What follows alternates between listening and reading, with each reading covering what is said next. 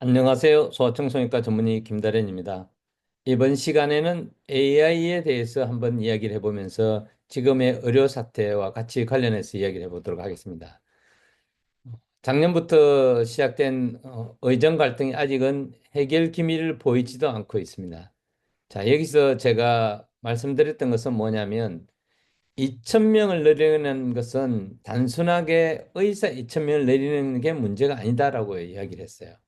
왜 그러냐면 의사 2,000명이 늘어난다는 것 자체뿐만 아니라 그러면 그 의사들이 다른 대학으로 다른 학과로 갈 수 있는 학생들이 의대로 간다면 다른 과에도 이제 많은 파급력을 미칠 거라고 제가 말씀드렸고, 특히나 우리나라 같은 경우는 수출로 의존하는 나라이기 때문에 특히나 삼성전자 같은 경우가 굉장히 중요하다고 제가 말씀드렸습니다.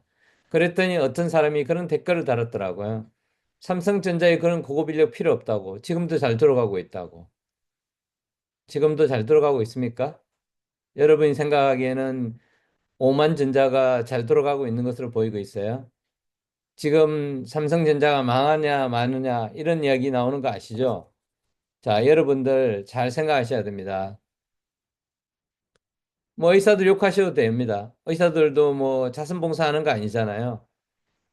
정당한 대가를 받고 일을 하는 거예요. 그래서 저 같은 경우는 사실 이렇게 이야기하고 싶어요. 의대 갈 애들을 줄여라, 차라리. 줄이고, 지금 한 3,300명, 3,400명 뽑고 거기다 2,000명 더 뽑겠다는데, 한 1,000명 정도를 줄이는 거예요.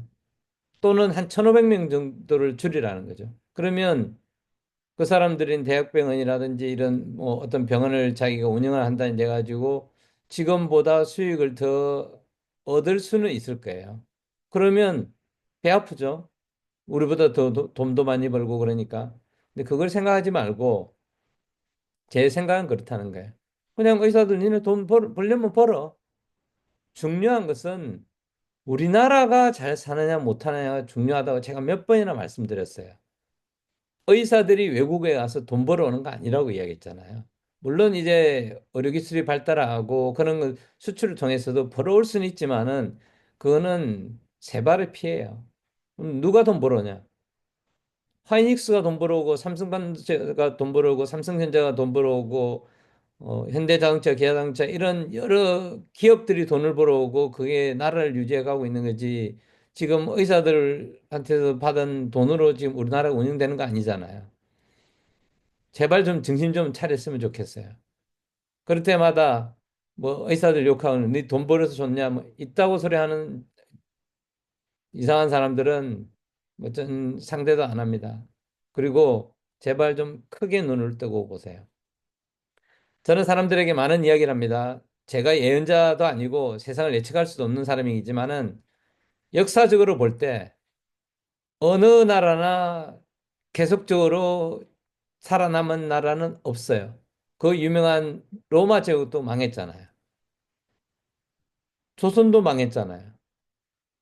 한나라도 망했고 청나라도 망했고 다 망한단 말이에요. 어느 시기가 되면. 그러니까 미국 지금 잘 살고 있죠. 이제 역사 한 200, 뭐 300년 좀 덜 됐는데 그 언제까지 갈 거라고 보나요? 글쎄요. 역사적으로 보면 한 500년? 500년 이상 지속된 나라는 별로 없는 걸 보아서는 제가 볼 때는 뭐 그렇게 생각합니다. 중국 지금 새로 이제 떠오르고 있죠. 중국도 뭐 얼마 갈까요? 500년? 더 이상 갈까요? 잘 모르겠습니다. 지금 우리나라가 지금 현재 여러분들이 누리고 있는 이 상태가 우리나라 역사상 우리가 이제 역사를 볼 때 조선이라든지 고려라든지 삼국시대라든지 고조선까지 다 우리 역사를 본다면 그것이 그 중에서 제일 잘 살고 있는 시대가 지금이라고 보시면 돼요. 지금 여러분들 여행 많이 가고 그러잖아요. 그 당시에 그런 게 가능했나요? 맛있는 거 많이 먹잖아요. 휴대폰 쓰고 있고 텔레비전 쓰고 있고 지금 인공지능까지 나와서 쓰고 있잖아요. 그렇기 때문에 제가 한번 다시 원래는 이런 영상을 만들지 않으려고 하다가 AI 시대가 왔는데 사람들이 너무 AI에 대해서 모르는 것 같아서 제가 이 영상을 제작하게 되었습니다. 사실 어제 저녁에도 어떤 모임이 있어서 갔더니 거기서도 AI가 좀 주제가 되더라고요. AI와 별로 관계 없는 분들 같았는데도 AI와 관계가 되더라고요. 자, 그러면 제가 왜 2,000명 정원에 반대하는지 다시 말씀드리겠습니다. 2,000명 정원이 되면 제가 그때 말씀드렸어요. 서울대 공대가 없어지고 카이스트도 좀 없어질 수도 있고 포항공대도 좀 없어질 수 있다. 과학에 특화된 나라. 이 과학이 우리를 먹여 살리고 있는 거예요. 물론 인문학도 중요합니다. 철학도 중요하고 사회과학도 중요하고 모든 분야가 중요하지만은 우리를 먹여 살린다는 그 자체로 본다면 기업들이 우리를 먹여 살린다고 봐야 된단 말이에요. 그러면 현재 기업들이 우리를 먹여 살리는 데 있어서 제일 중요한 세 분야가 있어요. 물론 뭐 여러 가지 많죠. 그런데 그 일일이 다 할 수는 없지만 제일 중요한 거 세 가지를 뽑으라 그러면 지금은 AI가 첫 번째예요. AI, 인공지능이 첫 번째고 두 번째가 이제 기대되고 있는 양자 컴퓨터죠. 뭐 5년 내에 상용화 된다는 말도 있고 30년 걸린다는 말도 있지만 어쨌든 양자 컴퓨터는 시대의 흐름으로 그 바꿀 수가 없어요. 그리고 세 번째가 로봇입니다. 자, 로봇부터 잠깐 이야기를 해볼게요. 우리나라 로봇 굉장히 발달돼 있었습니다. 실제로 MIT에 있는 어떤 교수분은 그 도마뱀 같은 것이 이제 벽에 달라붙잖아요. 그런 거와 같은 로봇을 만들어 가지고 그 타임지의 표준 모델로 나온 적도 있어요. 그 정도로 뛰어난 분이 연세대학교 나와가지고 지금 MIT 교수 하시는 분인데 그리고 캘리포니아 대학인지 그쪽에도 굉장히 유명한 UCLA인지 거기도 유명한 어, 로봇 개발자 교수님이 있어요. 물론 데니스 홍인가 아마 그럴 거예요. 제가 오래전부터 이제 알고 있었는데 그러면 이제 워낙 대회 나와가지고 1등을 많이 하다 보니까 이제 더 이상은 대회를 참가를 하지 않는 분이에요. 그리고 한국에도 있었어요. 카이스트에 계셨죠. 카이스트 계셨는데 그분이 이제 이족 보행이라 그래요. 이게 로봇이 크게 두 가지로 나누거든요. 휴머노이드 로봇이라 그래요. 인간처럼 두 발로 걸을 수 있는 로봇이 있고 그렇지 않고 뭐 사족 보행을 하는 개 같은 로봇이라든지 아니면 자동화된 어떤 기계들, 로봇들 그런 것들을 이제 만들 수 있는데 휴머노이드 로봇은 일본에서 휴보라고 만들어졌지만은 사실 우리가 치고 나가기 시작했어요. 근데 지금 삼성전자가 그분이 만든 회사를 합병했어요. 레인보우 로보틱스라 그래요. 저는 뭐 그 주식 없습니다. 미리 샀어야 되는데 한 몇 년 전부터 그 이야기가 계속 나왔는데 못 샀어요. 지금이라도 사시면 도움이 될지는 모르겠는데 제가 그랬다고는 하지 마세요. 어쨌든 삼성전자가 레인보우 로보틱스를 거의 합병하다시피 하는 거죠. 그럼 왜 합병할까요? 로봇이 대세라는 거예요. 근데 놀랍게도 이미 중국에서는 걸어 다니고 있는 로봇이 나왔어요. 이족 보행하는 로봇이 나왔다는 거예요. 휴머노이드 로봇이 나왔다는 거예요. 그러니까 우리가 굉장히 앞서 있다고 생각했던 로봇 분야가 이미 중국보다는 많이 떨어져 있다라고 볼 수도 있어요. 물론 자세한 거는 더 봐야 되겠지만은 두 번째로 그러면 양자 컴퓨팅. 지금 양자 컴퓨터에 관해서는 리게티 컴퓨터라는 데가 있고 이제 아이온큐라는 데가 있어요. 그런데 거기서도 양자 컴퓨터가 이제 대세가 되니까 주가가 많이 올랐죠. 근데 우리나라에 양자 컴퓨터 하시는 분 그렇게 많지 않은 것 같아요. 제가 이제 주변에 있는 대학에도 알아봤는데 인공지능 하시는 분들은 있는데 양자 컴퓨터는 안 하시더라고요. 그러니까 풀이 부족한 거예요. 풀이 부족하게 되면 무슨 일이 생기느냐? 인재가 있어야 회사가 뭔가를 개발하고 그게 산업화되고 돈을 벌 수가 있단 말이에요. 그런데 인재가 없으면 안 된다는 거예요. 왜 인재가 없냐? 다 의대로 가버리는데 인재가 있을 수가 있나요? 거기다가 또 2천 명을 더 뽑아버려요. 제가 이전에 말씀드렸는데 성균관대에 반도체 학과 있어요. 근데 거기에 수시로 합격한 학생들이 한 명도 등록 안 한 때가 있어요. 왜? 의대가 왔으니까. 그러니까 이게 문제예요. 그래서 제가 말씀드리고자 하는 것은 의대 2,000명 늘리는 것은 나라가 망하는 일이에요. 2,000명을 늘리는 게 아니라 차라리 한 1,500명 정도를 줄여가지고 AI라든지 로봇이라든지 양자 컴퓨터 이런 쪽으로 집중 투자를 해야 돼요. 그러면 AI는 지금 이제 제가 오늘 말씀드릴 건 AI를 주로 말씀드리고 양자 컴퓨터 우리 지금 좀 늦어요. 따라갈 수는 있겠지만 늦고 로버트는 아직은 괜찮은 것 같아요. 다른 데하고 뭐 수준 차이가 많이 나거나 그러지 않아요. 근데 AI 분야는 이제 큰일 났어요. 이 AI가 예를 들면 여러분들 많이 들어봤잖아요. 챗GPT, 뭐 구글 제미나이, 또 뭐 엔트로픽 이런 거 여러 가지가 있는데 AI가 왜 문제가 되냐면 여러분들 이렇게 생각하실 거예요. AI가 나타나면 우리가 직업을 잃게 될 것이다. 물론 직업을 잃게 됩니다. 예를 들면 의사와 간호사를 예를 들면 간호사들은 직업을 잃을 가능성이 좀 적어요. 근데 의사들은 직업을 잃을 가능성이 많아요. 특히 영상의학과 같은 경우. 영상의학과는 영상 이미지를 판독하는데 그건 알고리즘에 의해서 그거를 판독하도록 만들어 놓으면 오히려 인간보다 훨씬 더 정확하게 볼 수가 있을 거예요. 그래서 일단 영상의학과도 사라질 가능성이 많죠. 물론 뭐 한두 명의 의사들은 존재하겠죠. 그리고 대부분의 의사들도 진단이라는 측면에서 본다면 의사들은 먼저 사라져요. 근데 환자 관리라는 측면에서 보면 환자를 돌보고 환자에게 투약하고 이런 것들은 사실 AI가 하기 힘들어요. AI와 로봇가 결합이 되어야 되는데 아직은 로봇가 그걸 따라가지 못하고 있고 최신 트렌드는 AI와 로봇을 같이 합쳐서 만들어가는 그런 방법을 취하려고 합니다.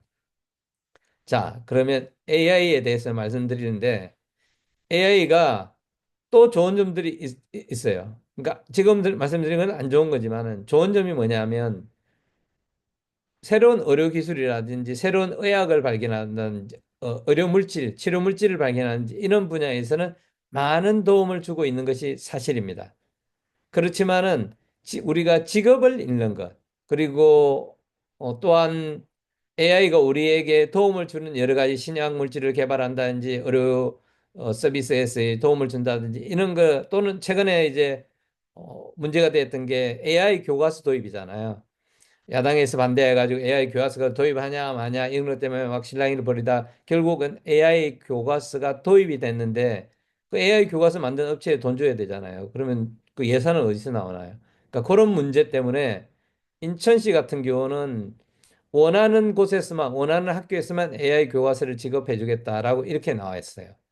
근데 AI 교과서가 실제로 사용하면 어느 정도냐에 따라서 도움이 될 수도 있어요. 그런데 근본적인 건 뭐냐면 AI를 만드는 것 자체가 중요한 거예요. 왜 중요하냐? 우리 식민지 상태를 겪었잖아요. 일본으로부터 식민지 상태를 겪었죠. 아프리카 식민지 상태를 겪었죠. 그 식민지 제국주의 상태가 다시 도래할 수 있다는 게 AI 때문이에요. 그래서 필사적으로 미국과 영국, 미국과 중국, 그다음 모든 국가들이 필사적으로 AI 개발에 매달리는 거예요. 근데 우리는 AI 개발에 들어가야 될 인재들을 어디로 보내요? 의대로 보내는 거예요. 그러면 뒤처지는 거예요. 근데 이게 여러분들은 실제적으로 느끼지 못할 거예요. 저도 마찬가지입니다. 저도 일개 사람인데 그걸 어떻게 다 느끼겠어요. 그래서 저는 우려하고 있는 거예요. 그런 자료들을 더 많이 받고. 그리고 실제로 우리나라가 식민지화가 되었잖아요. 식민지화가 되었다는 건 뭐냐면 그 당시에 식민지화는 경제력의 부족, 군사력의 부족, 그리고 어떤 지정학적인 요인이라든지 제국주의의 침탈 같은 자원, 그런 문제 때문에 제국주의가 성행했던 거죠. 근데 지금의 제국주의는 뭐냐면 정보 제국주의예요. 근데 이게 굉장히 큰 차를 유발할 수 있어요. 예를 들면 생각해 보십시오. 그 프랑스나 영국이나 일본이 가지고 있는 군사력, 기술력, 경제력하고 아프리카의 사람들이 가지고 있던 군사력, 기술력, 경제력이 얼마나 차이가 났어요. 근데 당연히 그 사람들이 식민지화가 됐죠. 그런데 이 식민지화가 좀 더 심하게 더 진행될 수 있는, 물론 개인적으로 그 국가를 식민지화 하지는 않을 가능성이 많죠. 서로가 견제를 하니까. 그렇지만은 정보 데이터에서의 식민지화는 반드시 나타나게 돼 있어요. 누가 AI를 잘 개발하느냐에 따라서 식민지화가 나타납니다. 지금 사실은 AI의 문제점들이 많이 있어요. 제가 올린 타고난 거짓말쟁이에도 보면 AI가 거짓말을 한다든지 해킹을 한다든지 그런 문제가 생기잖아요. 근데 그런 문제도 지금 산적하지만은 그런 문제임에도 불구하고 모든 국가들이 AI 개발을 멈추지 않는 이유는 한 팀이, 한 국가가, 한 기업이 AI를 보다 잘 개발해 앞서 나가 버리면 나머지는 다 쓰레기가 되는 거예요. 다 종속되어 버리는 거예요. 그러면 정보의 식민지화가 될 수밖에 없는 거예요.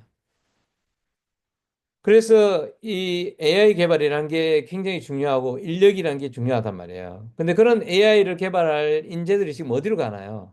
지금 의대로 가잖아요. 너무 논점을 제가 흐리는 것 같아서 죄송하지만 저는 상관없습니다. 지금 의대 가는 사람들 나와가지고 한 15년 정도는 지나야 저하고 경쟁할 수 있을 텐데 저 끝에 되면 허리 아마 좀 구부러져 있을 거예요. 그런데 왜 제가 이런 걱정을 해야 하나요? 저는 이 나라가 제가 죽고 나면 이 나라가 존재할지 안 할지도 몰라요. 그렇지만은 걱정되는 거예요. 또다시 그런 나라 전체가 영토로서의 식민지화가 되는 게 아니라 경제적인 식민지화가 되는 걸 우려하는 거예요. 오픈 AI 개발했잖아요. 저 챗GPT 매일 씁니다. 영어 공부하기 위해서 챗GPT 쓰고 구글 제미나이 같은 경우도 이렇게 대화를 하기 위해서 일부 사용하기는 하지만 아직 익숙지 않아서 잘 사용하지는 않아요. 그런데 이번에 딥시크라고 중국에서 만들어진 저가의 AI 개발 때문에 전 세계가 증시가 폭락한 적이 있었죠. 코인도 폭락을 하고. 왜 그랬냐면 오픈 AI를 개발하는데 엄청난 돈이 들어갔단 말이에요. 그런데 그거에 몇십 분의 일도 안 되는 돈으로 딥시크라는 거의 오픈 AI 챗 GPT에 필적할 수 있는 AI를 만들었다는 거예요. 저는 사실 100% 믿지는 않습니다. 그게 자체 기술로만 개발했는지, 혹은 이미 오픈 AI가 개발한 어떤 지식이라든지 데이터라든지 정보들을 이용한 것은 아닌가에 대한 의구심은 있지만, 어쨌든 결국 결론은 딥시크가 거기에 필적한다는 거예요. 그러면 한번 들여다보자는 거예요. 그럼 중국과 우리나라의 AI 개발은 어느 정도 되는지. 아까도 말씀드렸듯이 우리나라 AI 개발 인력 별로 없어요.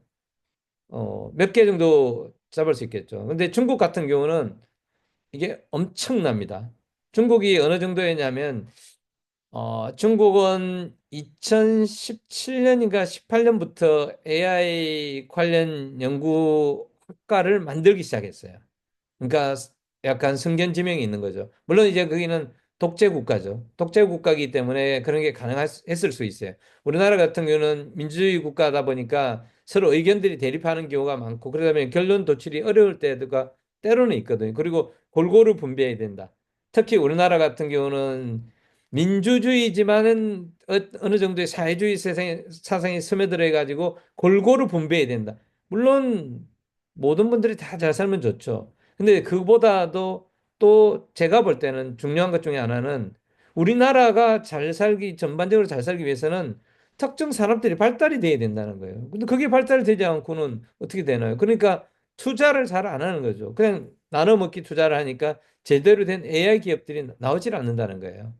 그래서 2018년인가에 중국의 AI 학과가 35곳이었는데 지금 2024년 지금 1월, 2월이니까 2024년 정도로 보면 AI 관련 학과가 중국에 500개 학교가 넘어요.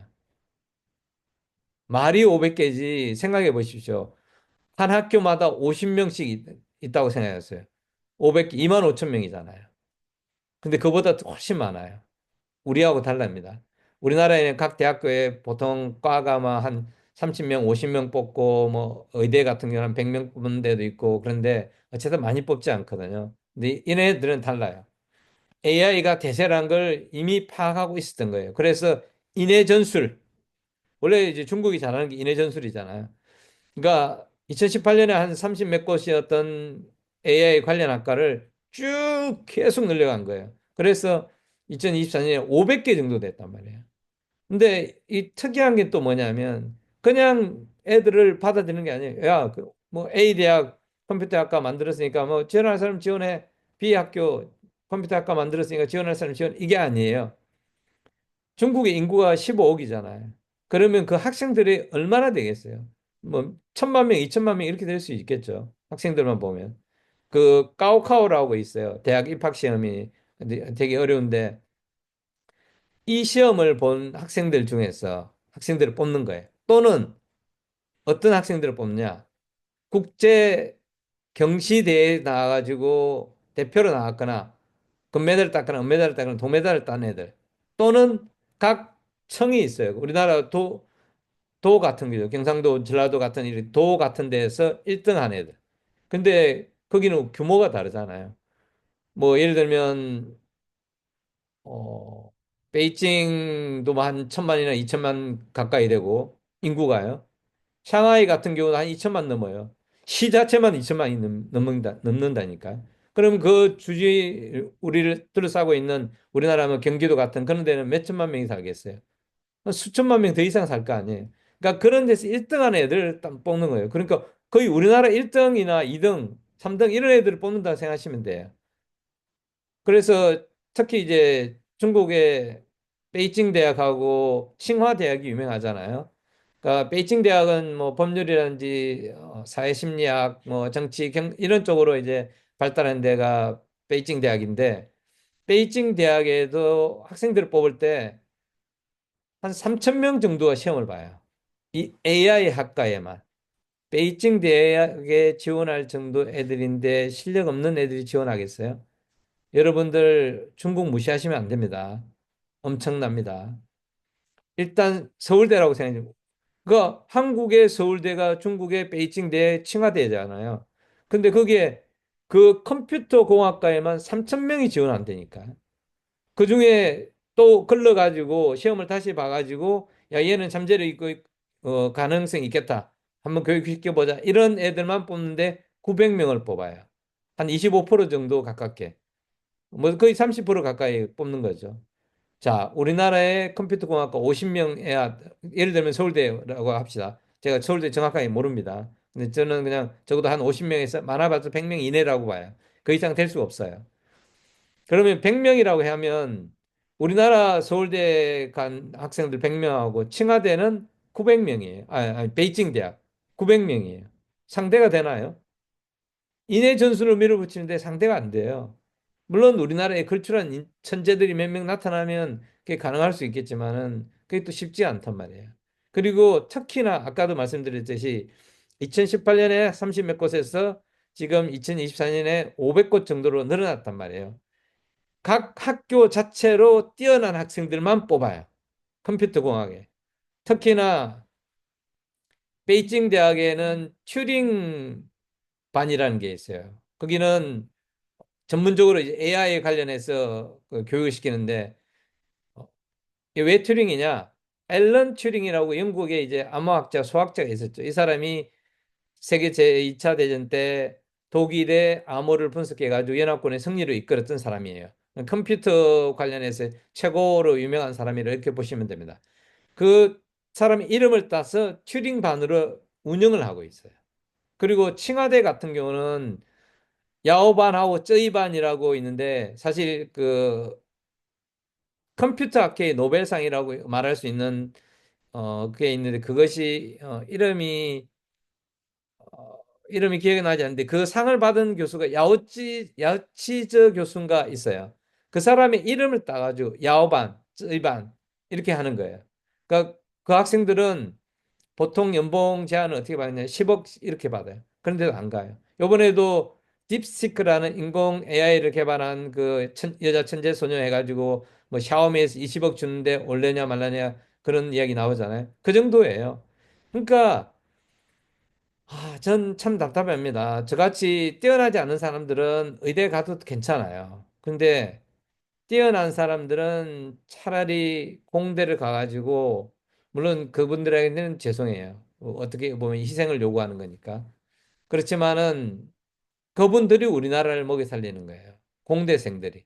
그리고 영업하시는 분들. 의사들이 먹여 살리는 거 아니란 말이에요. 그래서 참 답답하고요. 또 하나 말씀드리자면, 여러분들 아마 이런 사실 전혀 모르실 텐데, 중국의 AI 관련 AI 관련 기업만 38만 개가 있어요. AI 관련해서 연구하는 데만 38만 개가 있다고요.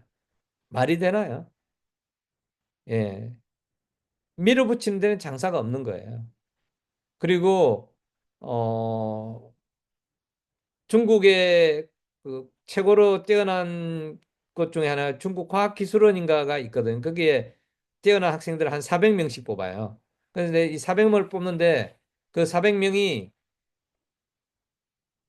과에 상관없이 한 3개월에서 6개월에서 한 7개월 정도 이렇게 집중 교육을 받아가지고 누구나 반도체 설계를 할 수 있도록 한다는 거예요. 물론 중국의 반도체 기술은 우리나라에서 넘어간 기술들이 많죠. 약간 뭐 훌쩍 같다고 말할 수도 있고 사실 뭐 어디나 그렇잖아요. 실력이 높지 않으면 일단은 그 빼가는 거죠. 뭐 빼가서 할 수 있지만 어쨌든 지금 그렇게 하고 있는 상태란 말이에요. 근데 우리나라는 반도체 학과 다 졸업하면 장학금 주고 학교에서 장학금 주고 졸업하면 취업을 보장해 준다 그래도 안 가잖아요. 의대로 가잖아요. 그러니까 이게 문제라는 거예요. 그리고 또 하나 충격적인 건 뭐냐면 세계 대학 평가를 보면 너무 참담합니다. AI 관련 학과를 통해서 이제 10개 대학, 세계적으로 유명한 10개 대학을 뽑았어요. 그중에 역시나 이제 미국이 AI의 강국이죠. 그러니까 하버드 대학이 1위를 차지했어요. 나머지 9개 대학 중에 한 곳, 9위가 대만 대학이었습니다. 대만의 모 대학이죠. 제가 그 이름까지는 기억할 수는 없고요. 그리고 나머지 8개, 그러니까 세계적으로 뛰어난 연구 성과를 내고 있는 10개 대학 중에 하버드 대학 하나, 대만 대학 하나, 나머지 8개는 어디였을까요? 보통 우리가 생각하기에 뭐 MIT라든지 칼텍이라든지 또는 스탠퍼드 대학, 프린스턴 뭐 이런 좋은 대학들 생각하잖아요. 아니었습니다. MIT는 13위였어요. 충격적이죠. MIT가 13위는 MIT는 전 세계적으로 최고의 공과 대학이라고 말할 수 있잖아요. 그런데 AI 13위였어요. 스탠퍼드 대학이요? 12위였어요. 스탠퍼드 대학에 페이페이 리라고 있습니다. 중국계 미국인이죠. 이제 중국에 살다가 미국으로 이민 가가지고 유명한데 그 사람 같은 경우는 여자분인데 페이페이 리는 시각적인 걸 연구를 해요. 지금 우리가 챗 GPT를 쓰는 거는 언어 모델이잖아요. 근데 이제 시각적으로 떻게 이미지를 받아들이고 어떻게 그거를 프로세싱 하는가를 연구하는 페이페이리라는 아마 창업을 했다는 것 같고 거기에 들은 투자된 자금이 뭐 몇 조 원이었다는 그런 이야기를 언제 본 것 같아요. 그런데도 12위예요. 10위권 안에 8개가 중국이라니까요. 그럼 우리나라는요? 서울대학교 AI 관련 뭐 과학기술 평가에서 45위예요. 45위. 뭐 20위권도 아니에요. 45위라고요. 카이스트 한 70몇 위예요. 75위인가 뭐 아마 그랬습니다. 자, 이래도 학생들을 어디로 보내야 됩니까? 지금 미래 산업에 있어서 제일 중요한 게 AI, 양자 컴퓨터, 그리고 로봇이에요. 이것을 개발하려면 어디로 가야 됩니까? 엔지니어링, 공과대학을 가야죠. 컴퓨터공학을 가고 기계공학을 가고 이런 식으로 해야 되는데 물리학과도 가고 의대로만 보낸다고요. 이 작은 나라에서 이미 의사들은 넘치고 있는데 거기다 또 2천 명 열린다고요. 나라의 미래가 걱정이 됩니다. 여러분 한번 잘 생각해 보십시오. 너 의사의 입장에서만 말하는 거지 그게 아니라 정말 궁금하다면 한번 찾아보세요. AI에 대해서 찾아보고 양자 컴퓨터에 대해서 찾아보고 로봇에 대해서 찾아보세요. 역사를 한번 보세요. 그러면 어떻게 되고 지금 세계가 어떻게 변하고 있는지. 지금 삼성전자가 쓰러진다 만다 이런 소리 들리잖아요. 삼성전자가 거의 우리나라의 한 5분의 1을 차지한다고 봐야 될 겁니다. 삼성전자 쓰러지면 우리나라 망하는 겁니다.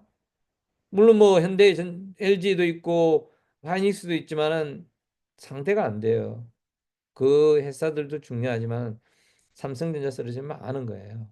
그러면 안 망하게 하려면 어떻게 되나요? 새로운 신기술을 개발해야 되잖아요. 새로운 신기술이 개발한다고 개발이 되나요? 제일 중요한 게 뭐예요? 인재라는 거예요. 인재. 그럼 인재를 어떻게 끌어들일 거냐?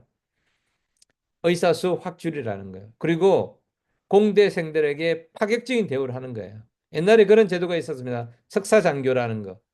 한 6개월 정도 갔다 오고 그 군복무 끝내는 거예요. 물론 지금은 18개월이지만 아유 내가 18개월 6개월 받느니 18개월 차라리 하겠다 이럴지 모르지만 아예 없애버리는 거예요. 그리고 어, AI 관련 분야에 가는 사람들에게 파격적인 지원을 해줘야 되는 거예요. 근데 이제 국가가 안 해주고 있죠. 그게 문제예요. 우리 국민들의 의식도 바뀌어야 되고 정부도 의식을 바뀌어야만 우리나라가 잘 살게 될 거라고 저는 생각합니다.